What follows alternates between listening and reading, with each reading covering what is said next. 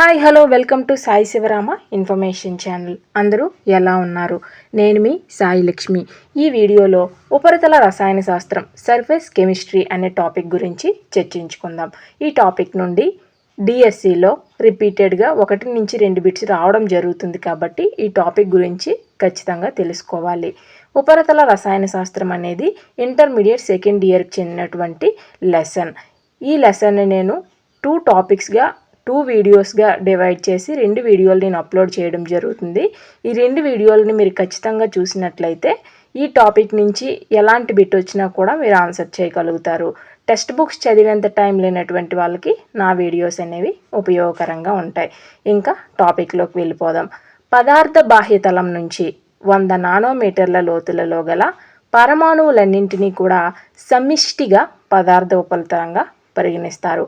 పదార్థ ఉపరితలంగా ఎప్పుడు పరిగణిస్తారు అని అంటే ఏదైనా ఒక పదార్థం యొక్క బాహ్య తలం నుంచి 100 నానోమీటర్ల లోతులలో గల పరమాణువులన్నింటినీ సమిష్టిగా కలిపి పదార్థ ఉపరితలంగా పరిగణించడం జరుగుతుంది.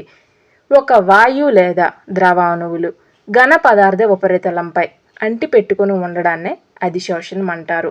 అధిశోషణం అంటే ఏంటి అంటే ఒక వాయువు లేదా ద్రవ అణువులు అనేవి ఏదైనా ఒక ఘన పదార్థం యొక్క ఉపరితలంపై సర్ఫేస్పై అంటిపెట్టుకుని ఉండడాన్నే అధిశోషణం అని అంటారు. వంట నూనెల హైడ్రోజనీకరణ చర్యలో ఉపయోగించే నికెల్ లేదా ప్లాటినం అనే ఉత్ప్రేరకాలు నూనె అణువులు మరియు H2 అణువులని అధిశోషణం చేసుకుంటాయి. నూనెల హైడ్రోజనీకరణంలో ఉపయోగించే ఉత్ప్రేరకాలు ఏవి అంటే నికెల్, ప్లాటినము. ఈ ఉత్ప్రేరకాలు అనేవి నూనె అణువులని మరియు H2 అణువులని అధిశోషణం చేసుకుంటాయి. ఉత్ప్రేరక చర్యలన్నీ కూడా అధిశోషణ దృగ్విషయం ఆధారంగానే పనిచేస్తాయి.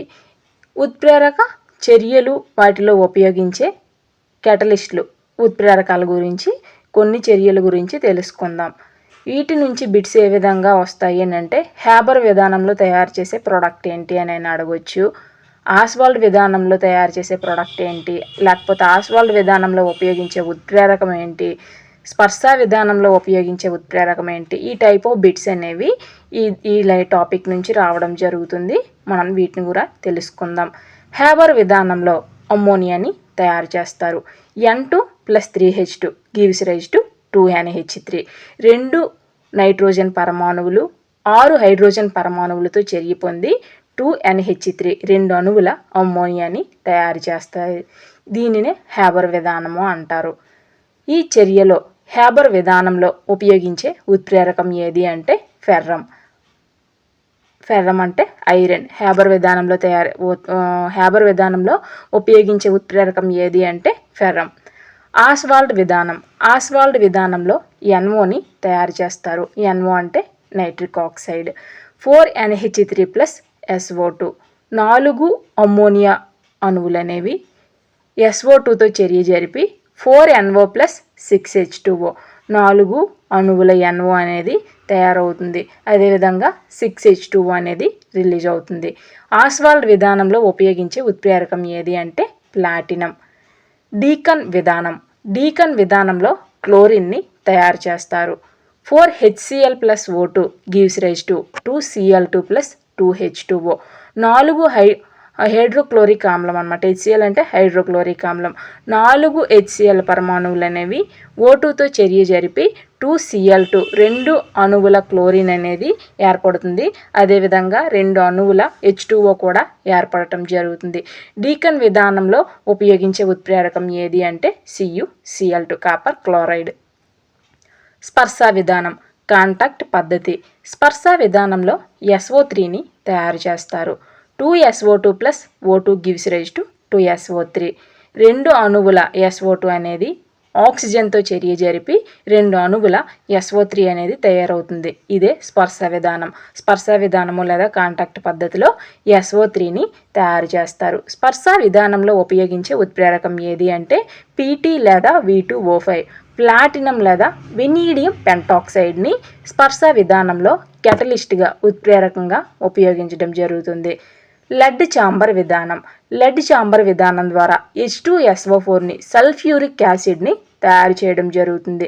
లెడ్ ఛాంబర్ విధానంలో ఉపయోగించే ఉత్ప్రేరకం ఏది అంటే NO, నైట్రిక్ ఆక్సైడ్ని లెడ్ ఛాంబర్ విధానంలో ఉత్ప్రేరకంగా ఉపయోగించడం జరుగుతుంది.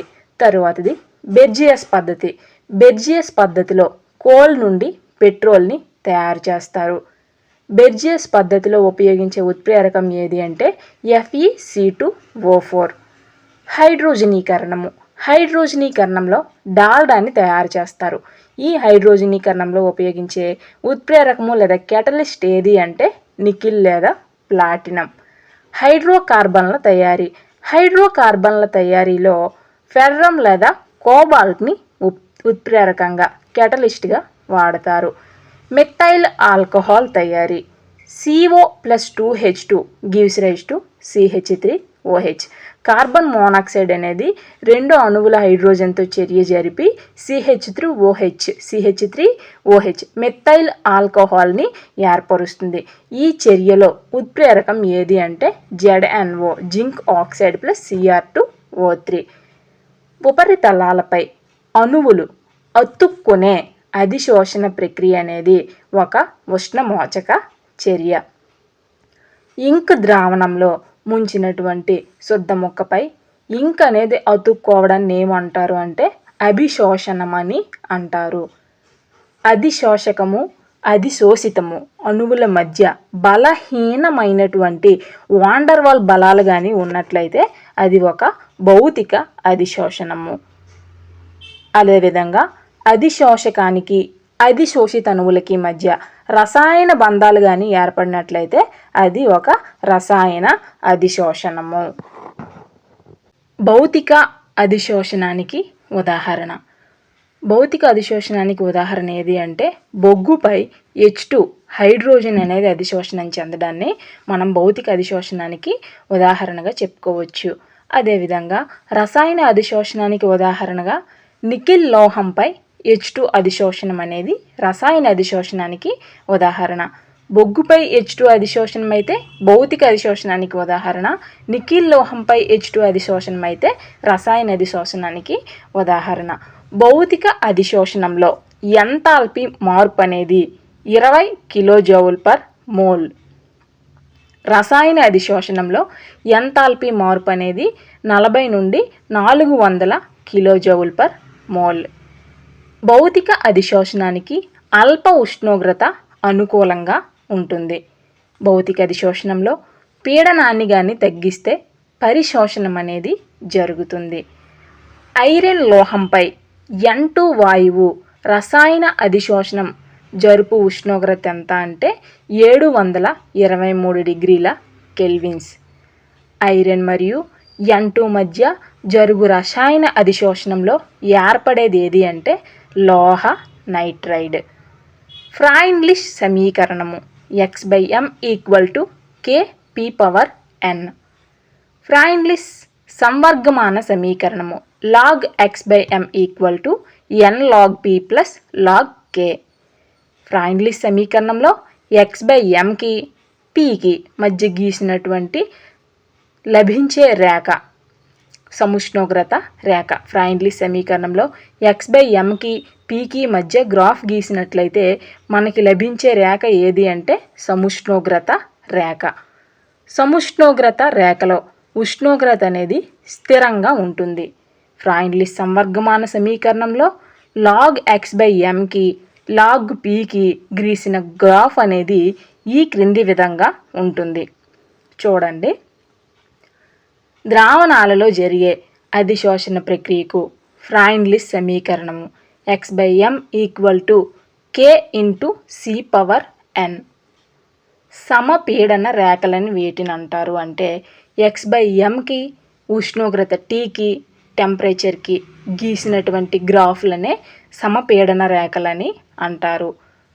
భౌతిక అధిశోషణంని తెలిపే గ్రాఫ్ అనేది ఈ విధంగా ఉంటుంది. చూడండి. లాంగ్ మ్యూర్ సముష్ణోగ్రత రేఖ సమీకరణము X/m = Bp/1 + Ap.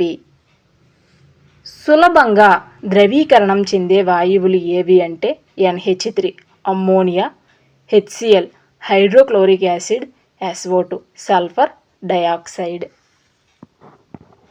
సులభంగా ద్రవీకరణం చెందే వాయువుల అధిశోషణం పరిమాణం అనేది ఎక్కువగా ఉంటుంది.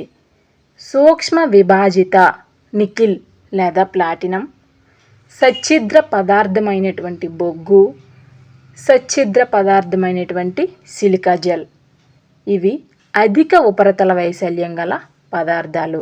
అధిక ఉపరితల వైశాల్యం గల పదార్థాలకి ఉదాహరణగా సూక్ష్మ విభాజిత నికిలు లేదా ప్లాటినంని, సచ్ఛిద్ర పదార్థమైనటువంటి బొగ్గుని, సచ్ఛిద్ర పదార్థమైనటువంటి సిలికా జెల్ని మనం ఉదాహరణగా చెప్పుకోవచ్చు. శోషణము, అధిశోషణము రెండు చోటు చేసుకునే ప్రక్రియనే సారప్షన్ అని అంటారు. S⁻⁻2 అధిశోషణ వల్ల AS2S3కి ఆవేశం అనేది ఏర్పడుతుంది. NH3 అనేది బొగ్గుపై బలంగా అధిశోషించబడుతుంది. స్పాంజ్ నీటిని పీల్చుకుని చర్య అభిశోషణం. అభిశోషణానికి ఉదాహరణగా మనం స్పాంజ్ అనేది నీటిని పీల్చుకునే ఆ ప్రక్రియ ఏదైతే ఉందో దానిని అభిశోషణానికి ఉదాహరణగా చెప్పుకోవచ్చు. ప్లాటినం బ్లాక్ అనేది హైడ్రోజన్ వాయువుని బలంగా అధిశోషణం చేసుకోగలుగుతుంది. అత్యల్ప ఉష్ణోగ్రతల వద్ద భౌతిక అధిశోషణం జరుగుతుంది. STP వద్ద 1 గ్రామ్ చార్కోల్ SO2ని అధిశోషించుకుంటుంది. ఉత్తేజిత చార్కోల్లో ఎసిటిక్ ఆమ్లం అధిశోషణం చెందినప్పుడు ఎసిటిక్ ఆమ్లం ఒక అధిశోషితము. కర్బన సమ్మేళనాలను క్రోమటోగ్రఫీ పద్ధతిలో వేరుపరచడానికి ఎక్కువగా ఉపయోగించే అధిశోషకం ఏది అంటే ఉత్తేజిత చార్కోల్. ఉత్తేజిత చార్కోల్ని కర్బన సమ్మేళనాల క్రోమటోగ్రఫీ పద్ధతిలో వేరుపరచడానికి ఎక్కువగా ఉపయోగిస్తారు. ఉత్తేజిత చార్కోల్ని అధిశోషకంగా ఉపయోగించడం జరుగుతుంది. టంగస్టన్ ఉపరితలంపై అధిశోషణం చెందు అమ్మోనియా యొక్క విఘటన చర్య క్రమాంకం అనేది ఎప్పుడూ కూడా ఒక శూన్య క్రమాంకమే. ఉపరితల రసాయన శాస్త్రం నుండి కొన్ని ప్రాక్టీస్ బిట్స్. క్రింది వాయువుల్లో ఏది ఎక్కువగా అధిశోషణం చెందుతుంది? Option A O2, option B H2, option C N2, option D SO2. క్రింది వాయువుల్లో ఏది ఎక్కువగా అధిశోషణం చెందుతుంది అంటే ఆన్సర్ ఆప్షన్ డి SO2. ఎందుకు SO2 ఎక్కువగా అధిశోషణం చెందుతుంది అంటే SO2 అనేది సులభంగా ద్రవీకరణం చెందే వాయువు. సులభంగా ద్రవీకరణం చెందే వాయువులకి అధిశోషణం యొక్క పరిమాణం అనేది ఎక్కువగా ఉంటుంది కాబట్టి.